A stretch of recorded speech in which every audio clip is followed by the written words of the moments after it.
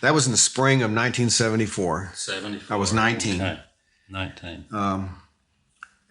And really, I mean, I had made a train wreck of my life just by bad choices.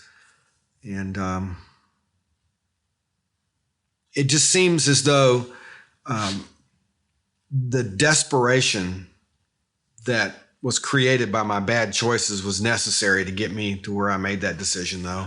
When things were going well for me, I wasn't even considering God at all. Yeah. So just often when I see people right now and their life is a mess, I think they may be getting ripe. Yeah.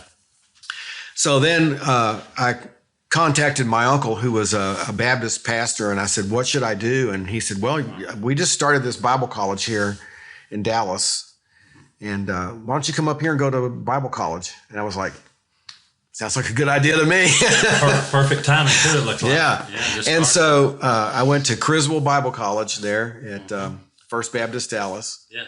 And was one of the early, we were meeting there was no building or anything. We just met in Sunday school rooms there at First Baptist. And those were the guys that discipled me and explained to me how to live the Christian life and how to read the word, how to pray, how to share my faith and those kind of things. Yeah. And I'm grateful for that. Yeah, awesome. Because it gave me a foundation, something to build on. Sure. I got married right off the bat. I just decided I didn't like being single, so I met this girl and we got married. I was 20 and she was 18. Went all the way through Bible college together.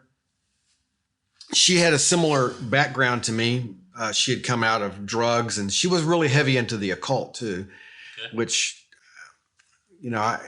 looking back now, I think probably we didn't address that as we probably should have because it reared its ugly head after we'd been married about 5 years. I'd graduated from Bible college, and the people at her work, they had just discovered how to freebase cocaine. So they were all freebasing, and she got caught up in that, and just the pull of drugs just wrecked her.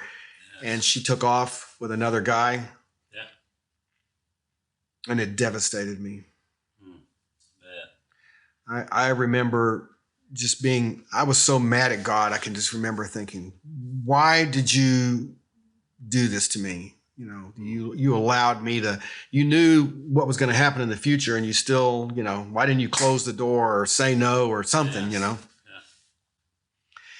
And after she left me, I just went off the rails. I can remember just shaking my fist at God and being so angry. And I call it my Jonah kind of time. Yes. Because I ran to South Florida and connected with an old Vietnam vet guy that was a buddy of mine. And we hoboed all the way across from South Florida to Alaska. Okay. And I could not run away from God. Everywhere I went, there he was. Yes. That hound of heaven you're talking about. Yeah. Amen. And I can remember I remember one night just saying, would you please leave me alone so I can just sit here and be high and enjoy the silence? And God would not leave me alone.